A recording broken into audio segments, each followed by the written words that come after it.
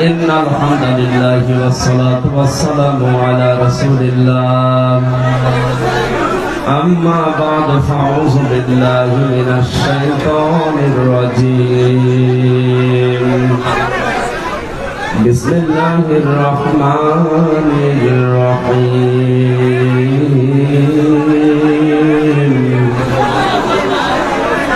تبارك الذي بيده الملك وهو على كل شيء قدير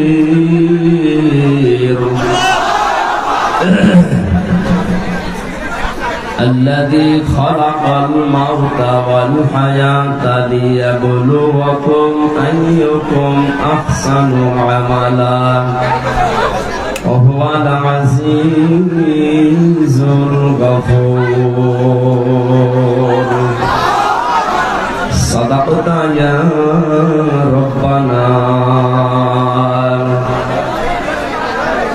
عن أبي هريرة رضي الله تعالى عنه قال قال النبي صلى الله عليه وسلم يسروا ولا تعسروا إلى آخر الحديث رواه ابن ماجه وقال تعالى في شأن رسوله إن الله وملائكته يصلون على النبي يا أيها الذين آمنوا صلوا عليه وسلموا تسليما اللهم صل على مولانا محمد وعلى آل سيدنا مولانا بلغ العلا بكماله كشف الدجى بجماله حسنت جميع خصاله صلوا عليه وآله اللهم آمين ربنا ظلمنا أنفسنا وإن لم تغفر لنا وترحمنا لنكونن من الخاسرين এ বিশাল আসমানের মালিক বিস্তীর্ণ জমিনের মালিক এ বিশাল সৃষ্টির তুলনায় আমাদের এই হাত দুইটা বড় ছোট্ট তোমার মুখের পবিত্র বাণী কোরআনে কারীম শোনার জন্য আল্লাহ তাআলা এই প্রতিকূল পরিবেশে বাড়ি ঘর ছেড়ে দিয়ে খোলা ময়দানে আমরা দাঁড়িয়ে বসে আছি মেহেরবানি করে এটা নাজাতের ওসিলা বানিয়ে দাও এ মাহফিলের আয়োজন যারা করেছে কষ্ট করে যারা এসেছে কিয়ামতে যখন বিচার হবে এটা আমাদের নাজাতের মাধ্যম বানিয়ে দিও আল্লাহ या रब करम तू अगर करे ओ बात जुबा को जो दिल पर असर करे रब्बना तक़ब्बल मिन्ना इन्नका अंतस समीउल अलीम व तुब अलैना इन्नका अंतात तव्वाबुर रहीम سبحان ربك رب العزة عما يصفون وسلام على المرسلين والحمد لله رب العالمين মুআজ্জাজ মুহতারাম সম্মানিত সভাপতি মাহফিলের প্রধান অতিথি নীলসাগর গ্রুপের মহাপরিচালক জনাব আলহাজ আবু সালেহ সোহেল রানা আমার ছোটবেলায় নাম ছিল সোহেল রানা নামটা পাল্টি আমার মাদ্রাসার অধ্যক্ষ আমির হামজা দিয়েছিলেন 2007 সালে ছোটবেলার বন্ধু আমার নাকি হায়াতে তাজ্জিবা সিহাতে কলিয়া কামনা করছে আল্লাহ যেন দান করেন মাহফিলের যিনি সভাপতিত্বের দায়িত্বে আছেন 7 নম্বর কচুকাটা ইউনিয়ন পরিষদের সম্মানিত চেয়ারম্যান এখনো আছে আমার আরাফাতের ভাই আলহাজ আব্দুর রউফ চৌধুরী সহ সভাপতি জনাব আবু তাহের আলী অনেকগুলো মানুষের নাম এখানে আছে, বিশেষ করে শাহজালাল শাহ, মখলেসুর রহমান মাস্টার, মুশফিকুর রহমান মুশু নাকি, জনাব আবু সুফিয়ান, জনাব মোহাম্মদ আব্দুল হাই, মুখলেসুর রহমান মাস্টার, আলহাজ শামসুল হক, অনেক মানুষের নাম দিয়েছেন। তো একটা একটা করে এখন মেলা রাত 11টা বাজে, আমরা দোয়া করছি ওয়ারাফা'না লাকা যিকরা। আপনারা বলেন আমিন। যে অবস্থায় আছেন আসলে কষ্ট, জোহরের পর থেকে বৃষ্টি হচ্ছে, অনেকে হয়তো কাদার ভেতরে দাঁড়িয়ে আছেন, বসে আছেন। ধৈর্য ধরেন, সবর করেন, আজকের ইবাদতটা ডবল ইবাদতের সওয়াবে পরিণত হবে ইনশাআল্লাহ। এতক্ষণ যিনি আলোচনা রাখলেন ঝিনাইদহ থেকে আগত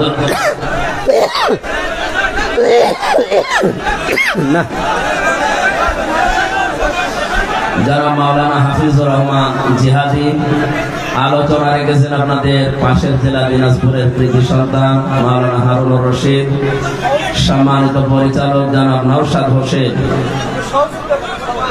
এ মাহফিলে আগত বরেণ্য সদস্যবৃন্দ, মঞ্চে বসা সম্মানিত ব্যক্তিবর্গ, সামনে বসা মুসলমান ভাইরা, পর্দার আড়ালের সম্মানিতা মা এবং বোনেরা, প্রশাসনের ভাইরা, প্রাণ প্রিয় নীলফামারীবাসী, আল্লাহর দরবারে শুকরিয়া জানাচ্ছি যিনি আমাদেরকে কোরআনে কারীম শোনার জন্য এই মহা দুর্যোগের ভেতরে বাড়ি থেকে নিয়ে আসলেন। বলেন আলহামদুলিল্লাহ। কোরআন শুনতে আসলে কিছু নিয়ম নীতি মানা লাগে। ফাসতামিউ লাহু ওয়া আনসিতু। কষ্ট হচ্ছে আমরা দেখতে পাচ্ছি ভাই, চুপ থাকা লাগবে এবং শোনা লাগবে, এটা আল্লাহর নির্দেশ। এই কি কথা বলেন, কি করবে, কি দাঁড়িয়ে না থেকে ওখানে তো কাদা, দাঁড়িয়ে থাক, আপনি দেখা লাগবে না ভাই, ওইভাবে থাকেন, মাপ চাপছি ওইভাবে থাকেন। মাহফিল তো আমি রাত 9:30টায় বন্ধ করে দিয়েছিলাম, বললাম আজকে থাক অন্তত কালকে সকাল 10টায় দিয়ে। আপনারা চলে এসেছেন এই কারণে আসলে এরা আর বন্ধ করেনি। একটু চুপ থাকেন, যেভাবে আছেন ওইভাবে থাকেন।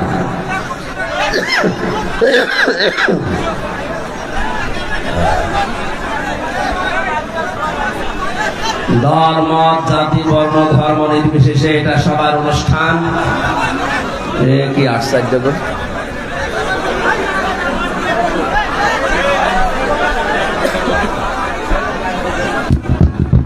হ্যালো, আপনারা ভিডিও নিয়ে ব্যস্ত হলে হুজুরের মনোসংযোগ তো নষ্ট হয়ে যাবে, তখন কথা একটা থেকে আটটা যাবে। আপনারা ভিডিও নিয়ে তো ব্যস্ত হবেন না, কোনো কথা বলবেন না।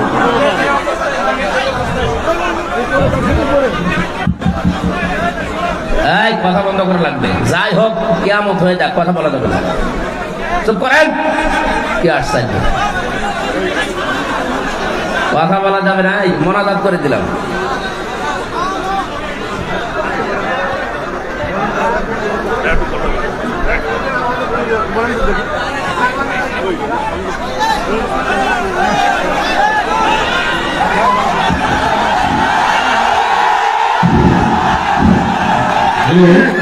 ভাই, আপনারা অনেক কষ্ট করে এখানে আছেন, আপনাদের উদ্দেশ্যে আমি একটা কথা বলি, ভালো কিছু পাইতে গেলে, ভালো কিছু শুনতে গেলে কষ্ট করতে হবে। আপনারা একটু কষ্ট করে ধৈর্য সহকারে শুনেন, এখানে তো কান দিয়ে শুনবেন। আপনারা দয়া করিয়া ডিস্টার্ব দিবেন না, তার মূল্যবান কথা আপনারা শ্রবণ করেন, একবারে চুপচাপ। ঠিক আছে আপনারা হুজুরের ছবি তো ইউটিউবে দেখছেন, বিভিন্ন জায়গায় দেখছেন। হুজুর একটা কথা বলছে যে আপনারা ডাবল সব পাবেন আজকে, সুতরাং আপনারা সবাই শৃঙ্খলার সাথে থাকবেন, এটা আমার অনুরোধ। আপনারা শৃঙ্খলার সাথে থাকবেন, আমাদের সবাই শেষ করার সুযোগ করে দেন। এরপরে যদি কেউ কথা বলে, এই একটু মারামারি করে নেন, একটু মারামারি করেন, ওই যে পুলিশ আছে ধরিয়ে দেবে। আমি এর আগে এপ্রিল মাসের 29 তারিখে এসে এই পুলিশ ভাইদের ভয়ে পালিয়েছিলাম, এসে এই ভোটটা খেট দিয়ে কি অবস্থা ছিল বলেন তো। এই সময় যে লোকটা এই কাজের সাথে জড়িত ছিল সে কি তানভীর নাকি জানো, সে লোকটা এখন জেলখানায় আছে। তার নাকি এই বাম কান ছাত্ররা নষ্ট করে দিয়েছে। সুবহানাল্লাহ বলছি, কারণ এই লোকটার কারণে আমি ওই দিন এই হাজার মানুষকে কোরআন শোনাতে পারিনি। আমার বাবার কথা শোনার জন্য এসেছিলাম, কোরআনের কথা শোনানোর জন্য আয়োজন ছিল, কিন্তু উনি কি কার ইশারায় কি করেছিলেন জানি না। যাদের ইশারায় করুক আমরা সব টের পেয়েছি। যাদের ইশারায় করেছিল সেই লোক এখন লাল দাঁড়ানি আছে। নাম রেখেছিল তো ভালো, আসাদুজ্জামান নূর। এর নামটা পুরো পাল্টিয়ে দেওয়া দরকার। ওসি সাহেবের দোষ ওই দিন ছিল না, আমি পরে খোঁজ নিয়েছি। ওনাকে দিয়ে এটা করাতে বাধ্য করেছিল যে লোক, আমি তো নাম নিলামই তার। কোন মানুষ যখন পাপ করতে করতে একেবারে সর্বশেষ চূড়ায় পৌঁছিয়ে যায়, তাকে আল্লাহর হেদায়েত দেয় না। কথা বোঝেন? সারাটা জীবন জেনা ব্যভিচারে কাটিয়েছে। এই যে সিনেমা করা, নভেল নাটক করা, এটি ভালো কাজ। সব সময় জেনার ভেতরে থাকা লাগে। পরনারীর দিকে আপনি সব সময় তাকিয়ে আছেন, তার হাত ধরছেন, আরো বাকিটা নাই বললাম। এই সমস্ত কাজে সারা জীবন যে কাটিয়েছে, তারে আল্লাহ কোনোদিন ভালো বানায়? তারে তো হেদায়েত দেওয়ার আর কথা না। এই জন্য আল্লাহ তারে আর হেদায়েত দেবে না বলে আমরা মনে করি, কারণ আল্লাহু লা ইয়াহদিল কওমাজ জালিমিন। আল্লাহ জালেমদেরকে এখন পথ দেখাচ্ছেন না, ভবিষ্যতেও তিনি দেখাবেন না। যেহেতু বড় বড় জালেম যারা সবই পালিয়েছে, মাঝারি জালেম আর ছোট জালেম যারা ছিল এরা এখন সব তওবা করে ফিরে আসতেছে। আজকেও দেখলাম এক জেলাতে প্রায় 250-র উপরে তাওবা করে কালেমা পড়ে মুসলমান হচ্ছে। মনে হচ্ছে যে ওরা এতদিন অন্য ধর্মে ছিল। আমার বংশের, আমি তো কুষ্টিয়ায় বাড়ি, আমার বংশের প্রায় 100 জনের 98 জন এই জালেমদের দোষক ছিল।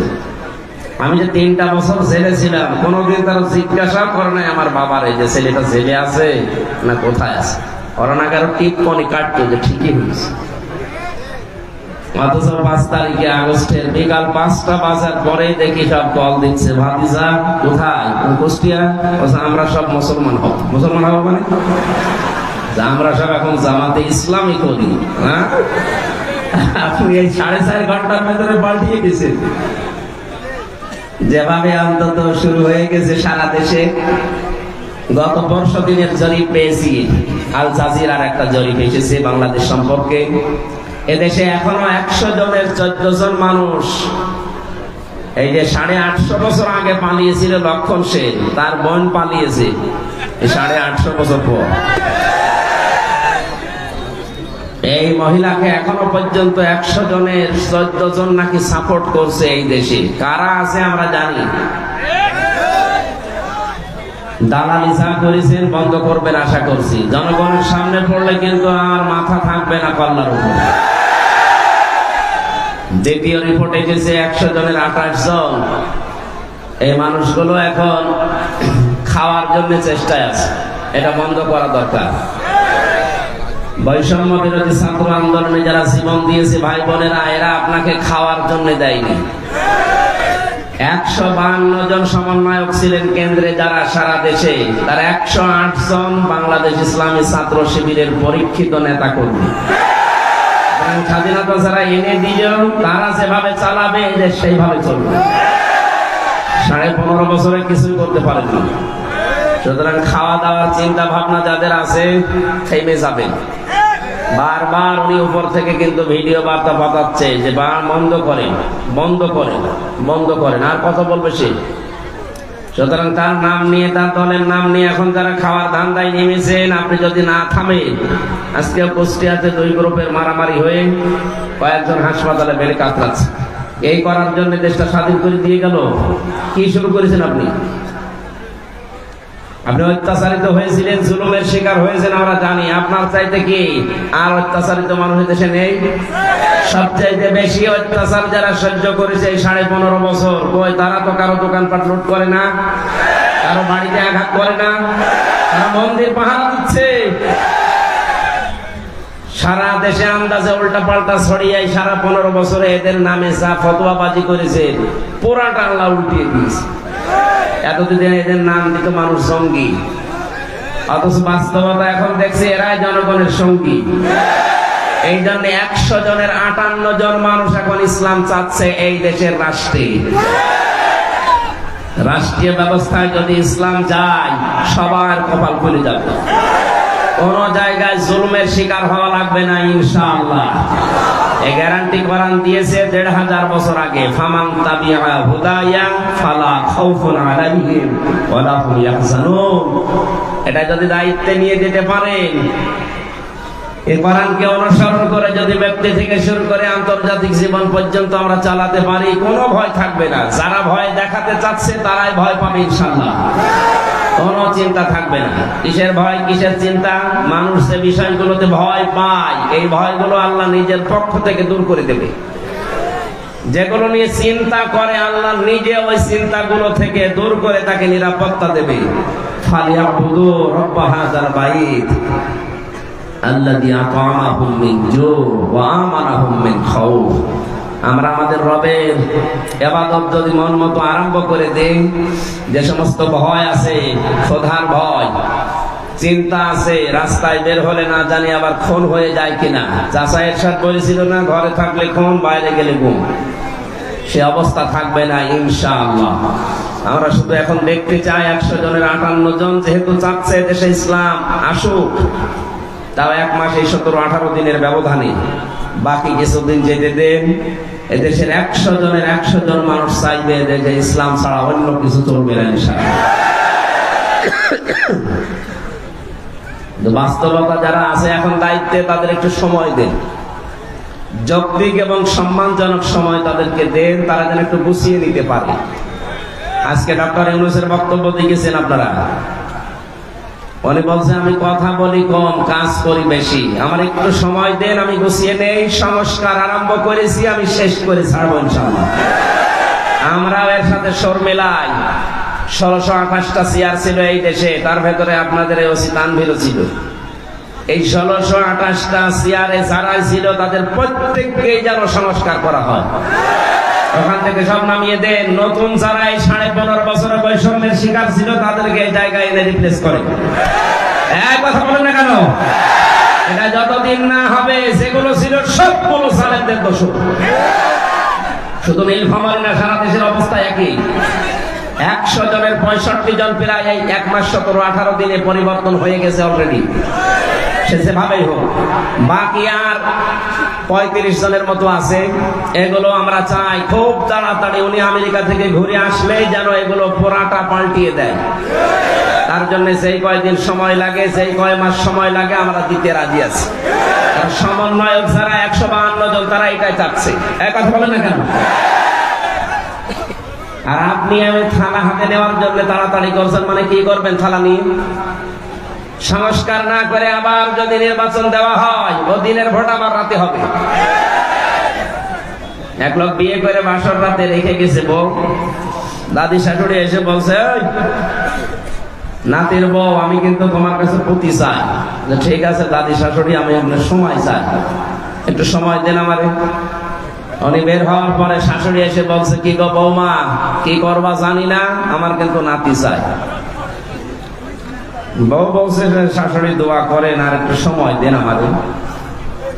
ননদ আর দেবর এসে বলছে, ভাত ভাবি কি করবা জানি না, আমাদের ভাতি চাই।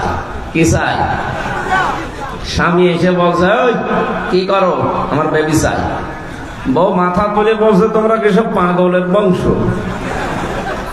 আমি কেবল এসে বসলাম, এখনো কিছু হয়নি।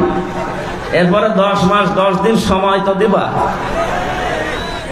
কেউ এসে বলো আমার ভাতিজা চাই, কেউ নাতি চাই, কেউ পতি চাই, এখন তুমি বলছো আমার বেবি চাই। আমার তো সময় দেবেন না, কেবল এসে বসলাম, এখনো কিছু হয়নি। আমি কি ওইগুলো সব ডাউনলোড করে নিয়ে আসবো? সময় দেবেন না? কেবল 15.5 বছরের জঞ্জাল দূর করায় 15.5 দিনে সম্ভব? সময় দেওয়া লাগবে না? তাই বলে আমরা বেশি সময় দিতে চাই না, যৌক্তিক একটা সময় দিতে চাই, সম্মানজনক সময়। তারা যেন এই লেভেল করে আমাদের হাতে দিয়ে ওনারা যেন বিদায় নেয়, নাকি? ইনশাআল্লাহ তাই হচ্ছে এবং হবে বলে আমরা আশা করছি। যে মানুষগুলোর এখন এই 1 মাস 12-13 দিন 17 দিন পরে যাদের চুলকানি উঠছে, এই কিছু রাম আর বামরা, তারা ডাক দিয়ে বলছে না এগুলোর পেছনে সব শিবিরের কাজ। হ্যাঁ, শিবিরেরই কাজ এটা। কারণ যুদ্ধ ক্ষেত্রে কৌশল অবলম্বন করা এটা নবীর সুন্নাত। এই কথা বলে দেখেন, বিশ্ব নবী যেদিন মক্কা বিজয় করবেন ওই দিন তিনি কাবা শরীফ থেকে অদূরে একটা জায়গায় তাঁবু টাঙিয়েছিলেন। 10,000 সাহাবী তার সাথে, সবার হাতে তরবারি ছিল। নবীজি বললেন না, এখানে কৌশল করা লাগবে, তোমরা এই রাতের বেলা এখানে তাঁবু টাঙাও, এই জায়গাতে তোমরা 3টা কাজ বেশি করবা, আর পরবর্তীতে তোমরা 3টা কাজ করবাই না। 1 নম্বরে কাজ করবা যেটা বেশি, পায়খানা বা টয়লেট এটা বানাবা একেবারেই কম, কয়েকটা। যেটা রান্না করে চুলা বলে, রান্নাঘর বলে, এটা বানাবা মন মতো। 10,000 মানুষ একজন 5টা করে 10টা করে বানাবো। আর আমার শত্রু আবু সুফিয়ান, এর বাড়িতে যদি কেউ আশ্রয় নেয় দেখো, তাহলে তাকে কিচ্ছু বলবা না। 1,500 বছর আগের এই ঘটনা ইতিহাসে পড়ার পর আমার মনে হয় এই 1,500 বছর পর 2024 সালে এদেশে যাকে দেখলে আল্লাহর কথা মনে হয় সেই লোকটা বাস্তবে দেখিয়েছি। এই কথা বলছেন, আপনি তাকান, মিলে যাবে একেবারে খাপের খাপ। উনি অবলম্বন করেছিলেন কৌশল। ঢাকা বিশ্ববিদ্যালয়ের শিবিরের সভাপতি এই কয়েকদিন আগ পর্যন্ত কেউ জানতোই না। সে ফেরাউনের কোলে মোসা যেমন লালন পালন হয়েছে, আমার মনে হয় ওইভাবে উনি কাজ করছে। তারে তো এদেশের প্রতিটি জনগণের অন্তত সংবর্ধনা দেওয়ার দরকার ছিল এই কৌশল অবলম্বন করার কারণে। আর না, অনেক মুনাফিক, অনেক জালেম এখন উল্টাপাল্টা ফতোয়া দিচ্ছে। হ্যাঁ, কেন? এতদিন তার পরিচয় গোপন ছিল, এতদিন মাথায় তুলে আপনি নাচিয়েছেন, এখন পরিচয়টা দেওয়ার পরে আপনার কি সমস্যা? কি আমি চাই এদেশে ছাত্র দল যেমন প্রতিষ্ঠিত হোক, আমি চাই এদেশে চরমনার আন্দোলনের যারা ছাত্র আছে, ইসলামী শাসনতন্ত্র আন্দোলনের ছাত্র যারা, তারা প্রতিষ্ঠিত হোক। আমি ওইভাবে, আমার মন উদার, এজন্য চাই ইসলামী ছাত্র শিবির এদেশে ওইভাবে প্রতিষ্ঠিত হোক। আমার তো ছেলে নেই, আমার মেয়ে আছে। আমি চাই আমার মেয়েদেরকে মানুষের মতো মানুষ করার জন্য একটা সংগঠনের দেশে আমার মন মতো আছে। আমি ধাঁচে ধাঁচে পরীক্ষিত, সেটা ইসলামী ছাত্রী সংস্থা। আমি আপনাকে গ্যারান্টি দিচ্ছি, যদি শেষ বয়সে বৃদ্ধাশ্রমে যেতে না চান, যদি নিজের ছেলে নিজের মেয়েকে নেশাগ্রস্ত অবস্থায় দেখতে না চান, ইসলামী ছাত্রী সংস্থা, ইসলামী ছাত্র শিবিরে নির্দ্বিধায় দিয়ে দেন, আমি গ্যারান্টি দিচ্ছি এই 2টা কাজ জীবনে পাবেন না। একমাত্র ছাত্র সংস্থা বাংলাদেশে একটাই, অন্যগুলো আছে ইসলামী যারা আছে, কিন্তু এটা আমি পরীক্ষিত, এদের ভেতরে কোনো নেশাখোর নেই। আপনি আল্লাহর ওলি দেখার জন্য সেই বরিশাল চলে যান, আল্লাহর ওলি দেখার জন্য চলে যাচ্ছেন সেই চট্টগ্রামে, সিলেটে। কিসের আল্লাহর ওলি? আল্লাহর ওলি আপনার বাড়ির পাশে ওই ছেলেটা যে যুবক মানুষ 5 ওয়াক্ত নামাজ পড়ে আর তাহাজ্জুদ আদায় করছে। এটা ট্রেনিং দেওয়ার জন্য ইসলামী ছাত্র শিবির, ইসলামী ছাত্রী সংস্থা, এটা আল্লাহর নিয়ামত। আমি আবার বলছি, ছেলে আল্লাহ আমাকে দেয়নি, 2টাই মেয়ে, এই 2টাকে এরকম জায়গায় ভর্তি করে দেব। আমার জীবনের কোনো চিন্তা থাকবে না যে তাদের নিয়ে, কারণ ওইভাবেই তারা ধাঁচে ধাঁচে গড়ে তুলবে। 5 ওয়াক্ত নামাজ পড়লে রিপোর্ট লেখা লাগে যে আমি 5 ওয়াক্ত নামাজ পড়েছি। আমি পরীক্ষিত এই কারণে বলছি, কয়েকদিন আগে আমার একটা শপথ ছিল, কিন্তু হয়নি।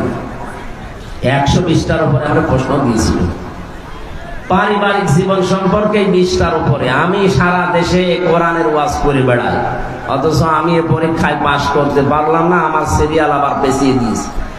তাহলে যারা পাশ করেছে ওরা যদি সত্যি পাশ করে থাকে, তারা কোন ধাঁচের মানুষ আপনি টের পাচ্ছেন না?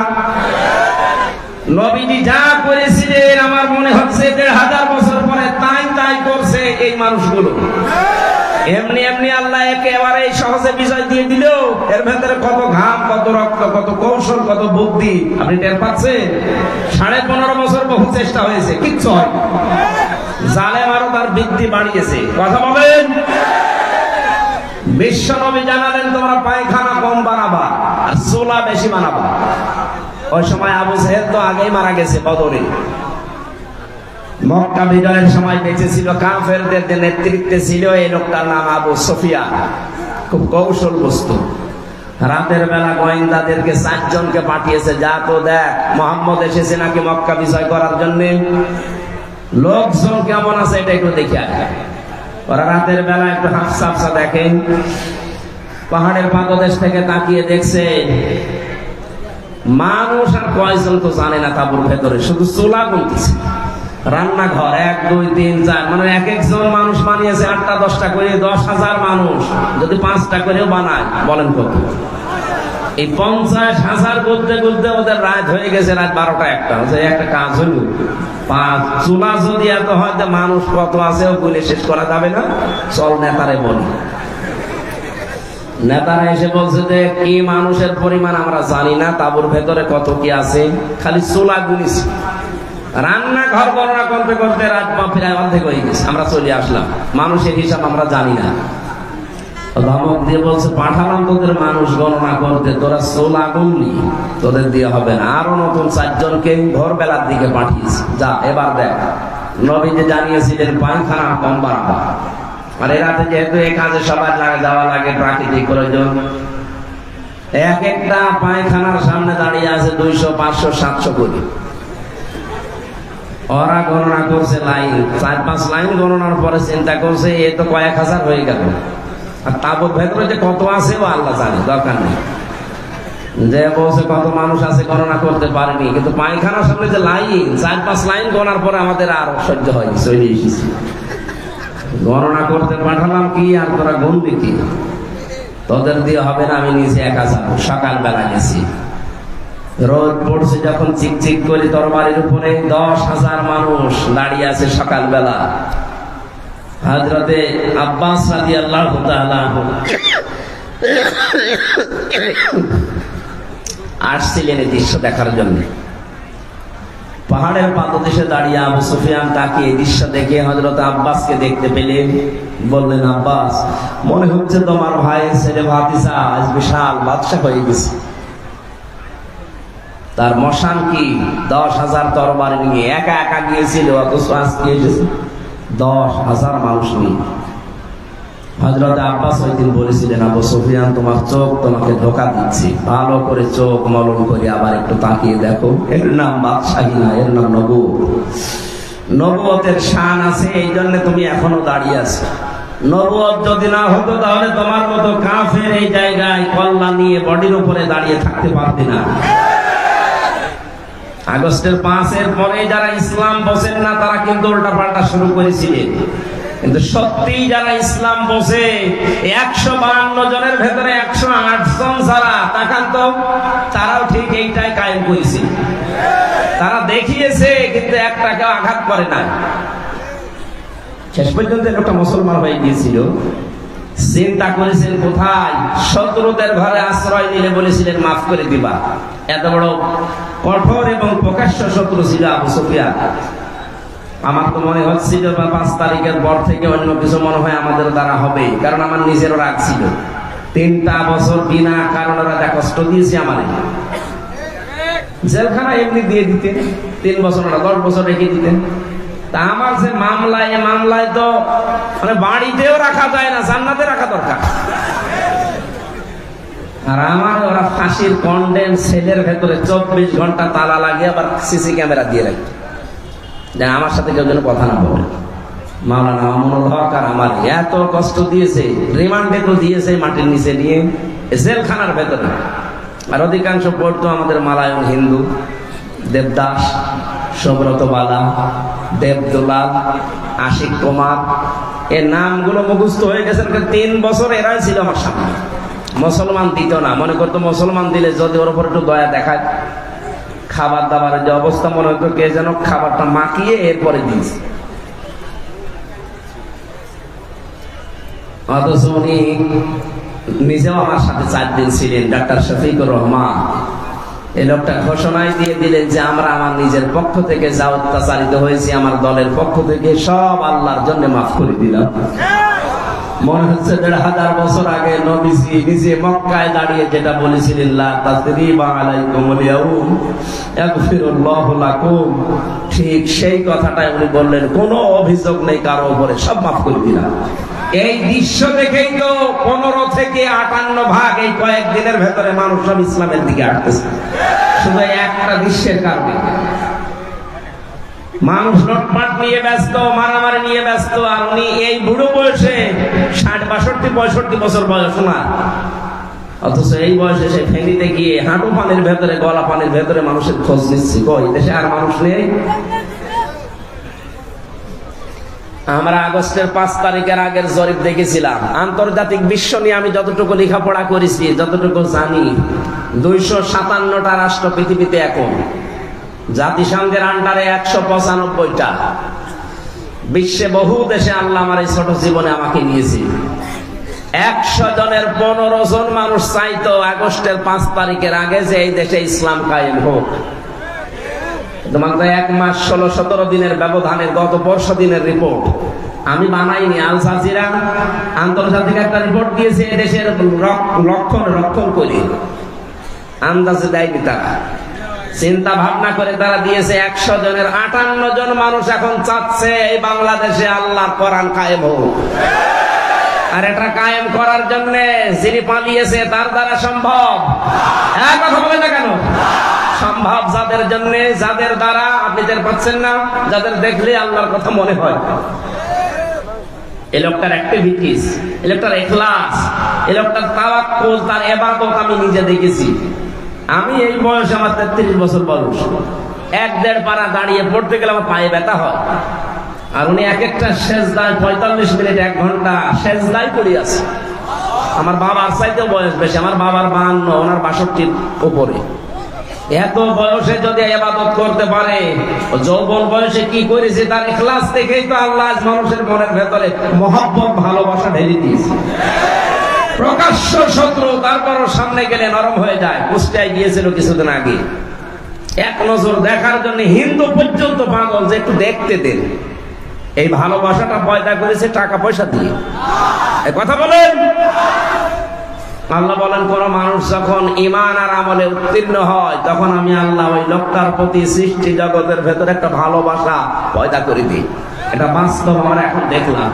সুতরাং চুলকানি যাদের উঠতেছে, শিবিরের নাম শুনে যে সমন্বয়ক 152-র ভেতরে 108 জনের শিবির। আরে শয়তান, তোর ছেলে মেয়ে কোথায় ছিল? বল, তোর ছেলে মেয়ে কোথায় ছিল এতদিন? যারা জীবন দিয়েছে এই সাইদ আবু সাইদ রংপুরে শিবিরের সাথে ছিল। এক কথা বলে না কেন?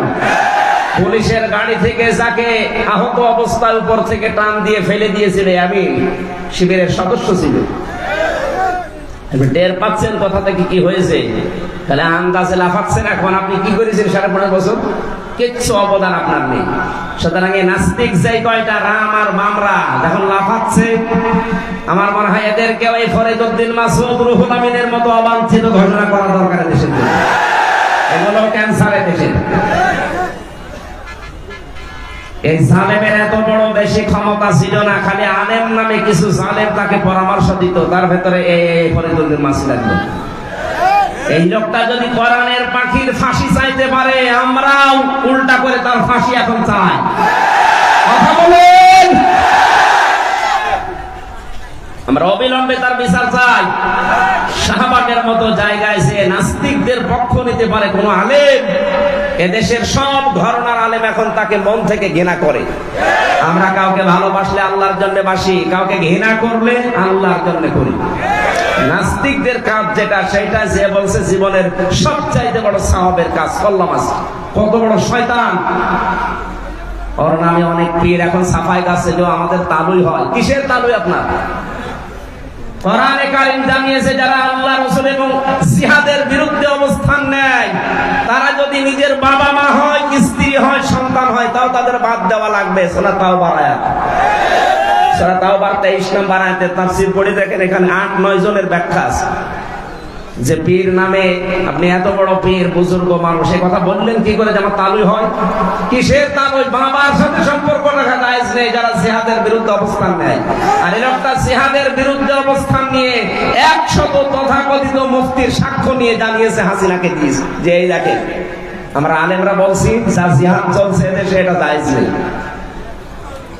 এমনকি আবু সাইদ সহ যারা শহীদ হয়েছে হাজারের উপরে, অনেক আলেম নামে জালেম এখনো পর্যন্ত তাদের শহীদ বলতে রাজি না।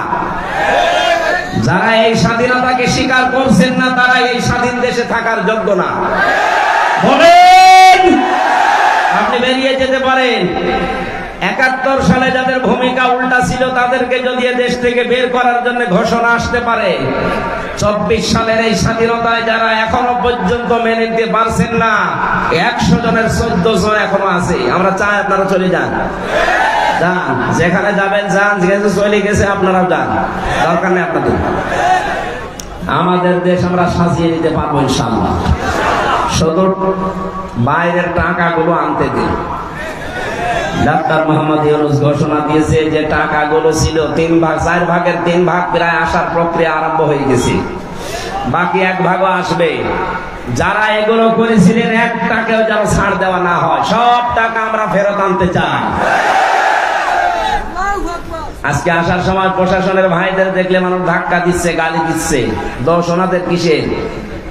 ওপরে যে কয়েকজন কোলাঙ্গার ছিল, এই কোলাঙ্গারদের কারণে আজ পুরা প্রশাসনের উপরে মানুষের ক্ষোভ। হ্যাঁ, ওনারা হুকুম পালন করেছে যারা, তারা দোষী।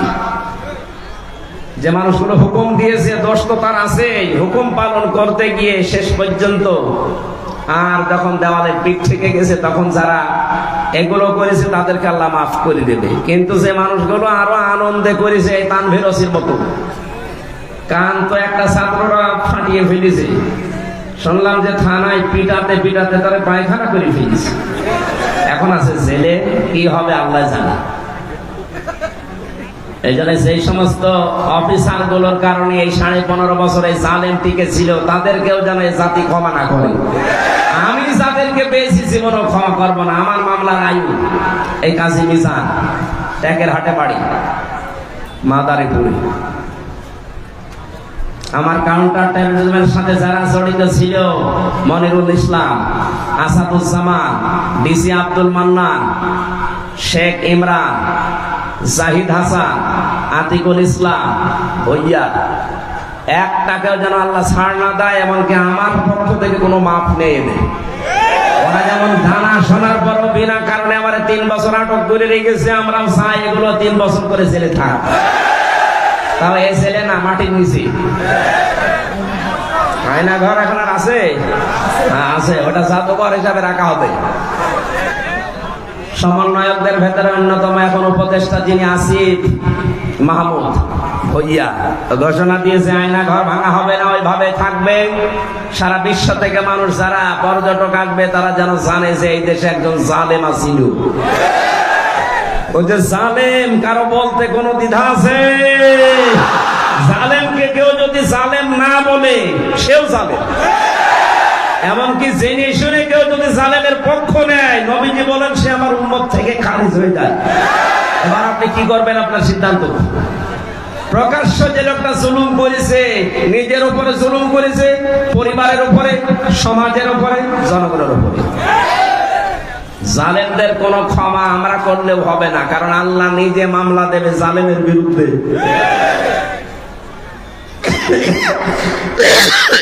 কথাটা খুব ভয়ঙ্কর কথা, আল্লাহ নিজে মামলা দেবে। আপনি ঠিক পাচ্ছেন? আমার তো এই আয়াত পড়ার পরে সূরা শূরার 42 নম্বর আয়াত, এই আয়াত পড়ার পরে আমার শরীর শিউরে ওঠে যে এদেশের 1628টা চেয়ারে যারা ছিল সবগুলো জালেম। একটাকেও আমি ভালো পাইনি। আমি বহু জায়গায় গেছি, প্রত্যেকটাই জালেম ছিল। আরে প্রত্যেকটাই আল্লাহর মামলার আসামি। বলেন কেন? সূরা আলে ইমরানের 168 নম্বর আয়াতে আছে, 78 নম্বর আয়াত, ولا يحسبن الذين كفروا أنما نملي لهم خير لأنفسهم إنما نملي لهم ليزدادوا إثما ولهم عذاب مهين আল্লাহ পাক বলেন, হে নবী, কাফেররা ধারণা করে, মনে করে, এই চিন্তা ভাবনা করে যে ক্ষমতা আল্লাহ তাদেরকে দিয়েছে, ক্ষমতায় বসিয়ে রেখেছে, মনে হয় ভালোবেসে। অথচ না, তাদের এই ক্ষমতা দিয়ে যে জুলুম অত্যাচার গুলো হয়, আমার আল্লাহ বলেন আমি তাদের পাপ পরিপূর্ণ হয়ে যাক এইটা চাই, আর হয়েছেও তা। 15.5 বছরে পাপ একেবারে খাপের খাপ মিলে গেছে, আর জায়গা নেই। তখন আল্লাহ পাক বলেন লাহুম আযাবুম মুহিন, আমার শাস্তি তখন ভয়ঙ্কর অবস্থায়, অপমানিত অবস্থায় তাদেরকে পাকড়াও করেছে। 850 বছর আগে পালিয়েছিল লক্ষণ সেন, এত বছরের ভেতরে পৃথিবীতে কেউ পালায়নি, এইটা বাদ দিয়ে। কথা বলেন না কেন? এই জন্য বাস্তবতা এইটা। আল্লাহ পাক দেখেছেন যে পাপ আর জায়গা নেই পূর্ণ হওয়ার, পরিপূর্ণ হয়ে গেছে, তখন আল্লাহ ধরেছে একেবারে ধরার মতো। যারাই ধরে তারই এত অপমান করে, পৃথিবীতে এত অপমান কেউ হয়নি। আপনারা বলেন ওরা যারা ফাঁসি দিয়েছে, হ্যাঁ ফাঁসি যারা দিয়েছে, যে মানুষগুলো ফাঁসি হয়েছে প্রত্যেকেই বীরের মতো জীবন দিয়ে গেছে। আমাকে যে কারারক্ষী পাহারা দিত, তার ভেতরে একজন আমি মুসলমান পেয়েছিলাম, কুতুবউদ্দিন, রাজবাড়িতে বাড়ি। বের হওয়ার কিছুদিন আগে আমার বলছে, হামজা ভাই, আমি ওই সময় পাহারায় ছিলাম শহীদ মীর কাশেম আলীর। ওনাকে যেদিন ফাঁসি দেওয়া হবে সকাল রাত 10:01 সন্ধ্যার সময় আমার ডিউটি শুরু হওয়ার পরে বললাম, স্যার আপনারা 3 ঘন্টা পরে ফাঁসি, আপনি প্রস্তুতি নেন। উনি আমার বলছে, কারারক্ষী ভাই 3 ঘন্টা তো অনেক সময়, আপনি 2 ঘন্টা ঘুমালাম, আপনি আমার ডাক দিয়ে 1 ঘন্টা আগে। আপনি আল্লাহর ওলি খুঁজে পান না? মাওলানা মামুনুল হক জেলখানায় আমার পাশের রুমে 3টা বছর মাঝে মাঝে এই কথা আমাকে জানাতো, হামজা ভাই এতদিন পর্যন্ত উল্টা পাল্টা ধারণা আমিও করেছি, এখন বাস্তবতা এসে দেখছি এদেশের সবচাইতে আল্লাহওয়ালা এবং ইমানদার মানুষ যাদের ফাঁসি দেওয়া হয়েছে জামাতের, তারা। তাদের যে ইমান কোন পর্যায়ে এটা মাপার ক্ষমতা আমারও নেই। আমিও মানুষ হিসাবে মাঝে মাঝে ধৈর্য হারা হয়ে যায়। কিন্তু কি শোনালো কারারক্ষী, 3 ঘন্টা পরে যার ফাঁসি, সে লোকটা বলছে আমি 2 ঘন্টা ঘুমালাম, আপনি আমার ডাক দিয়ে। তার ঘুম আসে কি করে? আমরা ঘুমের বড়ি খেয়ে আমার ঘুম আসতো না, তাও তো আমার কোনো চিন্তা নেই। আর তার নিজের ছেলে ব্যারিস্টার আরমান গুম হয়ে আছে 8 বছর। তার স্ত্রী ওই সময় অসুস্থ, তার দলীয় লোকগুলো সব পালিয়ে পালিয়ে বেড়াচ্ছে, কেউ জেলখানায় ভর্তি আছে। বাংলাদেশের ভেতরে একটা ম্যাগনেট ছিল, 1000 লক্ষ মানুষের কর্মসংস্থান তৈরি করে দিয়েছে। সেই লোকটা মাত্র 3 ঘন্টা পরে ফাঁসি, বলছে আমি ঘুমালাম। দেখলাম ঠিক 2 ঘন্টা পরে ডাক দিলাম, উঠলেন। গোসল করার পরে, উযু করার পরে এসে নামাজ শেষ করে আমারে বলছে, এবার চলেন। চলেন মানে আপনি যদি নিয়ে যেতে না পারেন তাহলে জল্লাদকে ডাক দেন, কারণ সময় আর বেশি নেই। মনে আছে শ্বশুর বাড়ি যাবে, তাড়াতাড়ি করছে। আমার ওই সময় আমাকে কারারক্ষী বলেছে, ভাই আমার তো মনে এখনো পর্যন্ত বিশ্বাস হয় না যে ঘুমাইলো কি করে, ওনার এত চিন্তায় ঘুম আসলো কি করে। আমি বলেছিলাম, কুতুব ভাই ঘুম কেন এসেছে আমি বুঝতে পেরেছি। সূরা হামিম সিজদার 30 নম্বর আয়াতে আল্লাহ 1500 বছর আগে তার ঘুমের কাহিনী জানিয়েছেন। ইন্নাল্লাযীনা ক্বালু রাব্বুনাল্লাহু সুম্মা ইসতাকামু তাতানাজ্জালু আলাইহিমুল মালাইকা। আল্লাহ পাক বলেন, অবশ্যই যারা এই কথা বলতে পারে আমাদের রব আল্লাহ, আর এর উপরে যারা টিকে থাকতে পারে, এ বাংলাদেশের 100 জনের 96 জন যেহেতু আমরা মুসলমান, আমরা এক বাক্যে চামড়ার মুখ দিয়ে বলে ফেলতে পারি আমাদের রব আল্লাহ, কিন্তু টিকে থাকার মতো মানুষ মাত্র 100 জনের 15 জন ছিল। কথা বলছেন? 96 জন মানুষ আমরা বলি যে হ্যাঁ আমাদের রব আল্লাহ, কিন্তু ঝড় আসলে টিকে থাকার মতো মানুষ মাত্র 100 জনের 15 জন। বাকিগুলো সব ওই আমার তালই হয়, এই লাইনে আছি।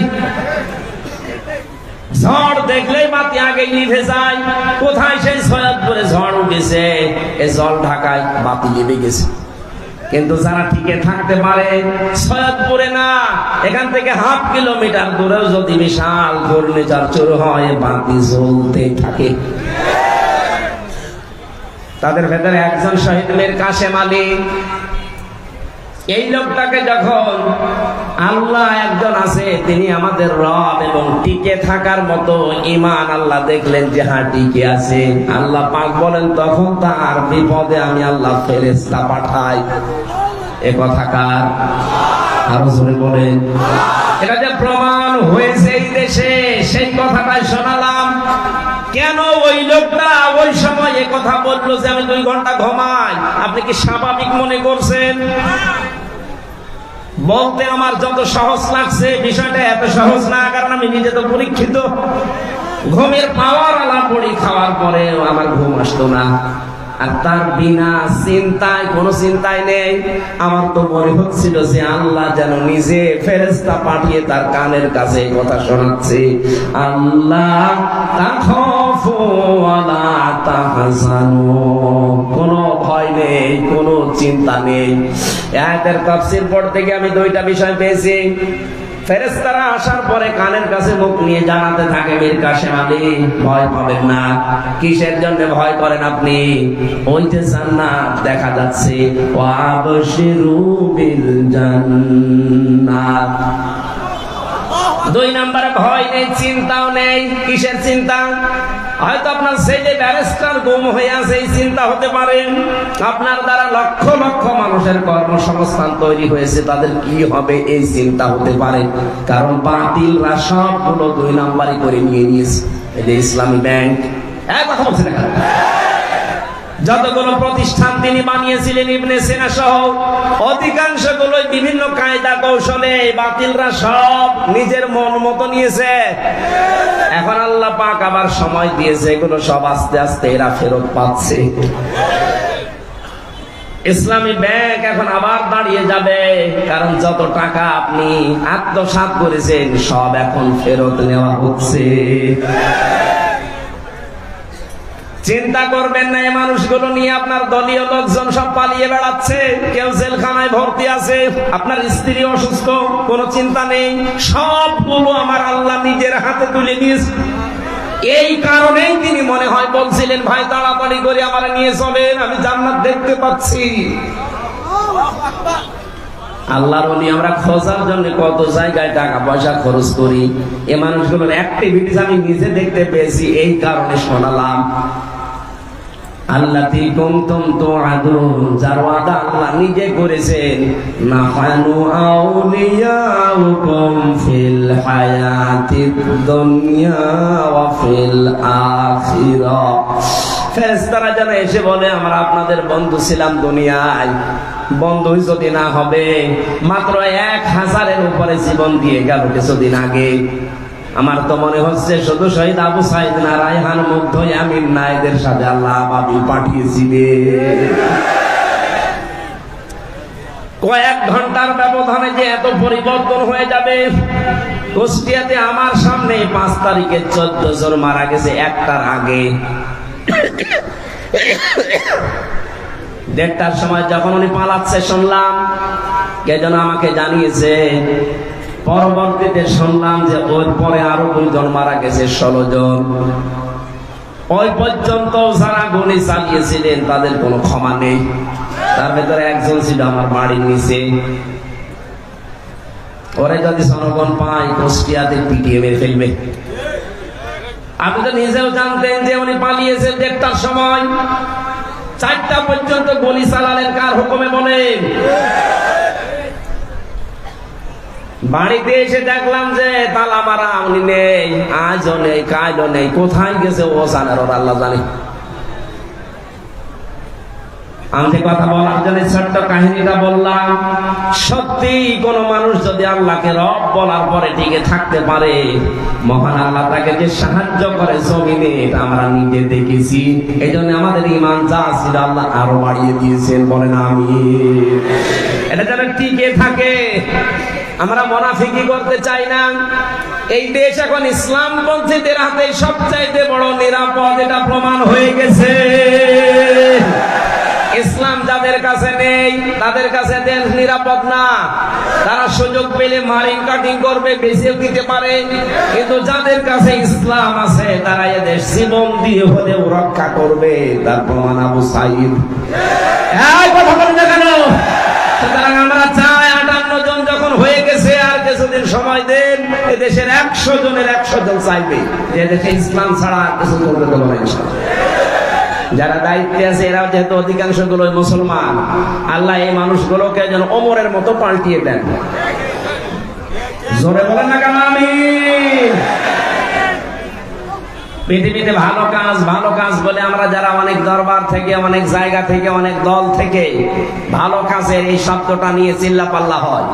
ভালো কাজ কোনটা এইটা আজকে কোরআন দিয়ে আমরা জানবো। এরপরে সামনে আমাদের জীবন ওই ভালো কাজে লাগাবো ইনশাআল্লাহ।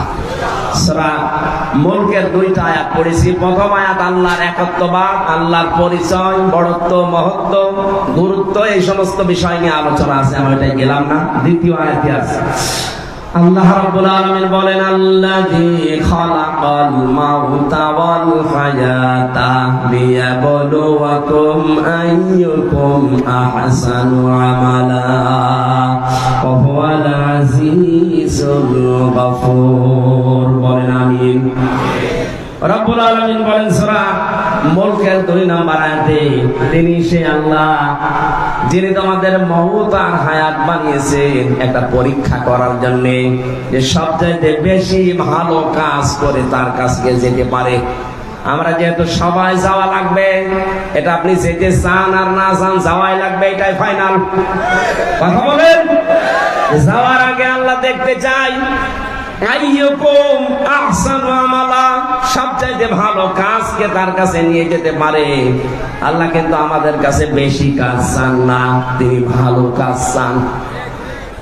তাফসীর পড়তে গিয়ে আয়াতের তাফসীরে হক্কানিতে পেয়েছি, কোন মানুষ যদি কোন কাজকে ভালো কাজ হিসাবে রূপ দিতে চায়,